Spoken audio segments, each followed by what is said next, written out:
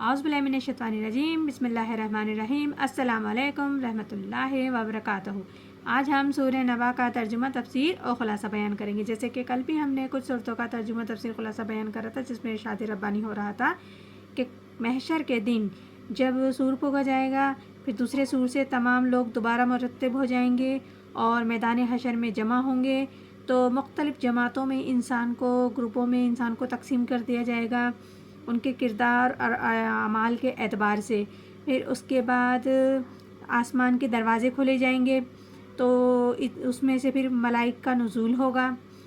اور آگے پھر ارشاد ربانی ہے وَسُيِّرَتْ جِبَالُ فَكَانَتْ سَرَابًا، اور چلائے جائیں گے پہاڑ تو ہو جائیں گے چمکتا ریت، یعنی کہ اس دن جب قیامت والے دن پہاڑوں کی وہ پوزیشن ہو جائے گی جو اتنے مضبوط پہاڑ جو کیلوں کی مانند زمین پر گاڑے گئے تھے میخیاں کے مانند، تو قیامت سے پہلے پہاڑوں کی وہ پوزیشن ہوگی کہ وہ پہاڑ اپنی جگہ سے ہٹا دیے جائیں گے، سو وہ ریت کی طرح ہو جائیں گے، اور پہاڑ جو آج ثبات اور قرار میں بطور مثال پیش کیے جاتے ہیں، یہ سب اپنی اپنی جگہوں کو چھوڑ کر ریزہ ریزہ ہو کر اڑنے پھرنے لگیں گے، یعنی کہ ایسے ہو جائیں گے جیسے چمکتی ہوئی ریت، جیسے صحرا میں ریت چمکتی ہے، اسی طرح ریت کے ریلے کی شکل میں وہ بہتے ہوئے نظر آئیں گے۔ آگے ارشاد ربانی ہے ان جہنم کانت مرصدا، بے شک دوزخ ہے تاک میں۔ اس آیت میں ارشاد ربانی ہے کہ دوزخ گھاٹ لگا کر بیٹھی ہوئی ہے، یعنی منتظر ہے۔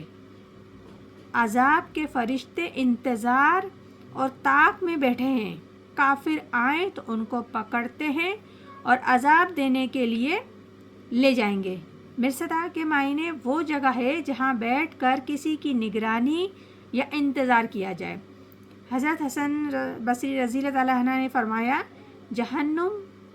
کے پل پر فرشتوں کی چوکی ہوگی، جس کے پاس جنت میں جانے کا پروانہ ہوگا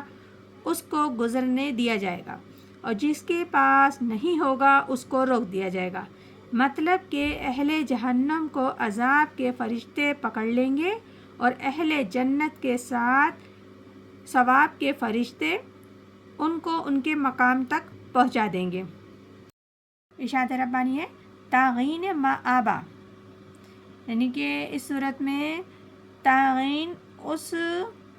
کو کہا جاتا ہے، تاغین سے نکلا ہے، اس شخص کو کہا جاتا ہے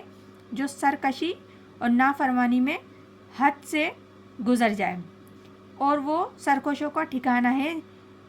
جہنم، جس میں وہ ایسے سرکشوں کو لے جائیں گے جو حد سے گزرے ہوئے لوگ ہوں گے، اور یہ جب ہی ہو سکتا ہے جب وہ ایمان ہی سے نکل جائیں۔ اس لیے تاغین سے مراد اس جگہ کفار ہوں گے، اور وہ لوگ بھی ہوں گے جو کہنے کو مسلمان ہوتے ہیں لیکن بد عقیدے اور گمراہ مسلمانوں کے فرقوں میں ہوں گے، اور وہ لوگ جو قرآن و سنت کی حدود سے نکلے ہوئے اور اپنی منطقیں کو اپنائے ہوئے جو لوگ ہوتے ہیں دنیا میں، وہ بھی اسی تاغین میں شامل کیے جائیں گے۔ آگے ارشاد ربانی ہے لیبا سینے فیہا احقابہ، رہا کریں گے اس میں کرنو، یعنی کہ اس جگہ جہنم کی اس جگہ کو کہتے ہیں جس میں وہ بے انتہا زمانے پڑے رہیں گے، اور زمانہ دراز کو حقبہ کہا جاتا ہے۔ جیسے کہ ارشاد ربانی حقبہ اس آیت میں بتایا گیا ہے، اس کے معنی ہے کافی زمانہ کو رہنے کو حقبہ کہا جاتا ہے۔ اس سے مختلف اقوال ہیں اس کی مدت کے، یعنی کہ حقبہ کی مقدار کے مختلف اقوال ہیں۔ حضور اکرم صلی اللہ علیہ وسلم نے فرمایا تم میں سے جو لوگ گناہوں کی سزا جہنم میں